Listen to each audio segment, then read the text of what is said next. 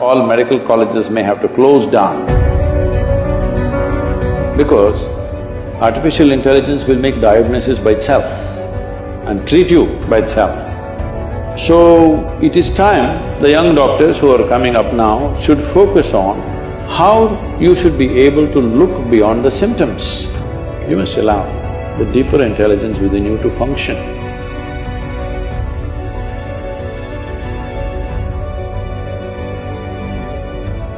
The antibiotic resistance is increasing day by day and Ayurvedic practices are declining day by day. So how do we create a perfect amalgamation between the practices of Ayurveda and Allopathy? Ayurveda and Siddha and Naturopathy is growing big time in the West, particularly in Europe, very big. In India, of course, it's dying because they have to approve it for us to take it. Without their approval, we cannot take it. But we must understand the difference between allopathy and these other Indian systems. Right now, an Ayurvedic doctor is going to another medical college just like you go for 4 years or 5 years or whatever. So what he's learning is a downgraded medicine, downgraded understanding. An Ayurvedic doctor or one who wants to practice Ayurveda should not go to a 4-year course. You have to invest your life in it, otherwise it won't happen. Traditionally, from childhood, they learn to feel the herbs, they learn to feel the people, the pulse and this and that. This is developing a certain intuition where we don't go by the symptoms that you're showing on your body right now. We don't see your temperature and say, this is what it is. We don't look at those symptoms. We learn to look much deeper into the system to identify what exactly is right and wrong with your system. This will take a different level of involvement. That involvement is missing right now. We're looking at things, if I do this much, I must get this job or I must get this place in the world. With this, these systems may not function very well. You must have heard this, the same medicine one doctor gives in Ayurveda and Siddha, the same medicine, in one person's hands it works very well, in another person's hands it doesn't work well because the person who gives it is as important as the medicine, because it's not working just by its chemical composition. The entire allopathic system is working out of chemical composition.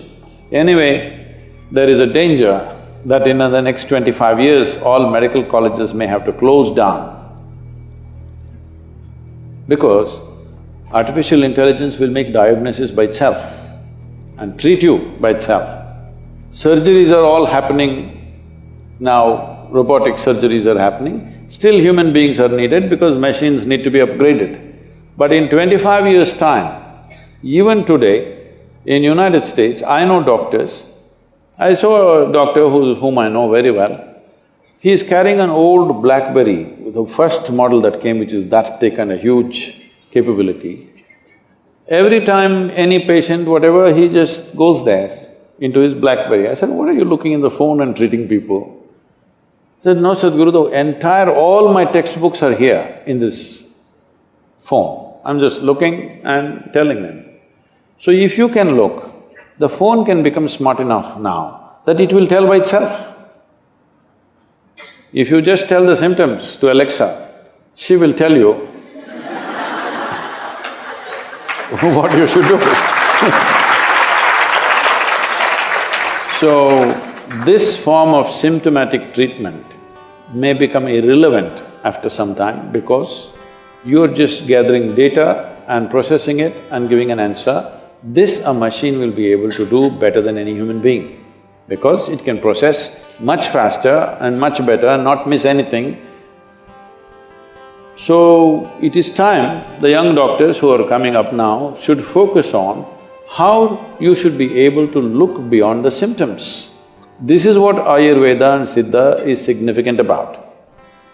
There was a yogi with whom I volunteered for some time for his medical camps that he used to have. It was like a festival. Okay, for everybody who comes to him, he has a joke to tell them and it goes on like a festival. Simply something he will give and people are cured, thousands of people will queue up for him every day. And he himself lived to be 106. So if somebody lives for 106 years of age, not in a geriatric state, fully active till the last day of his life, he must know something about health, isn't it? Hello? My great-grandmother lived to be 113, 113 years of age. I will tell you, this may sound absurd to you, but you must listen to this, because if you're not open, there'll be no new learning. Well, I saw her only after she's 100, but she was still very active. She was living all by herself in an open field. She built a small temple for herself, not for a god, for herself. She built a temple and she sat in it because she felt she deserves a temple. This is very common in India, especially women, older women, built small temples, they sat there and they served humanity in a different way, in their own way. So when we went there for vacations and all, she would come home. If you give her breakfast, she will take this and put it to the ants, to the squirrel, to the sparrows, everything. Most of the breakfast is gone like this. There are self-appointed advisors who look at this and say, "You old woman, you don't eat anything, you will die." They all died.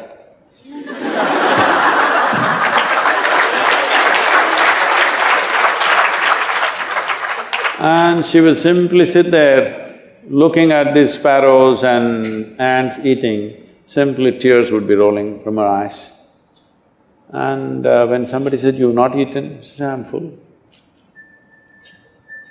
I thought she was very emotional about the ants because I was just 4 or 5 years of age. I was going stamping the ants, chut, chut, chut. The best thing is she never stopped me. She never said, "Don't do that."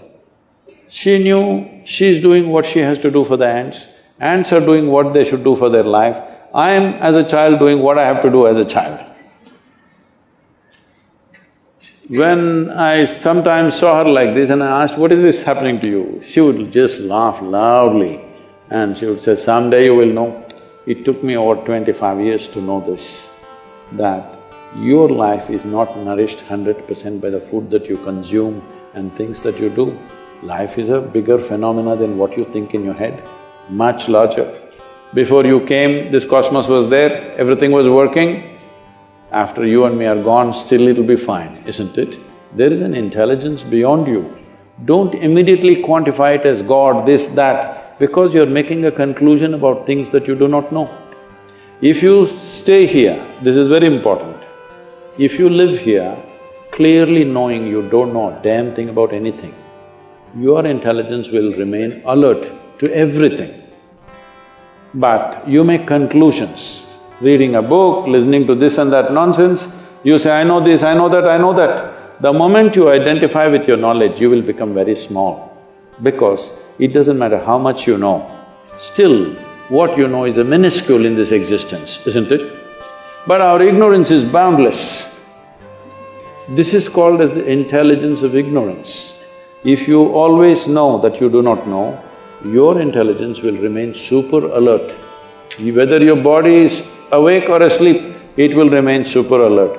This is what a doctor must do, because I'm sorry to say such things, you may know medicine, you might have read all the books in the world, you might have treated many patients, but still, everything seems to be perfect, somebody will die in your hands. Everything looks like he's going to die, he will sit up tomorrow morning. You will see this happening, yes or no? So, there is intelligence beyond you and me, there's an intelligence which makes us happen, there's an intelligence which can make a man go into a human being. If you don't allow that to function within you, if you think everything is in your head, you will become a dumb doctor. You must allow the deeper intelligence within you to function.